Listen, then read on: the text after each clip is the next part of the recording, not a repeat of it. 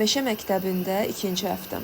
İlk həftəni qaçırmısınızsa, mütləq keçid edib həmin rilsə baxın.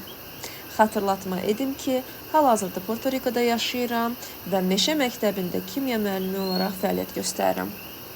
Çoxunuz bura necə gəldiyim haqqında soruşursunuz. Bura gəlmə səbəbim əslində həyat yoldaşımın Porto Rikalı olmasıdır.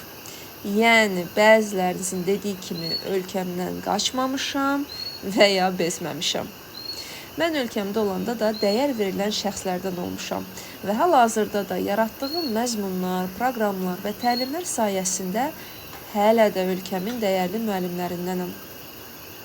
Dəyər demişkən, düşünürəm ki, başqalarının bizə dəyər verməsini gözləmək yerinə ilk öncə özümüzə dəyər verməliyik. Dəyər mənə görə öz istəklərimizi, məqsədlərimizi təyin etməkdən və başa düşməkdən başlayır. Dəyər mənə görə özünü və etdiyin işi sevməkdən başlayır. Dəyər mənə görə özünü tanıyandan sonra cəsarətli olub istəklərini dilə gətirməkdən başlayır. Dəyər mənə görə işinin ən yaxşısı olmaq üçün mümkün olan şəraitin maksimumunu özünə yaratmaqdır.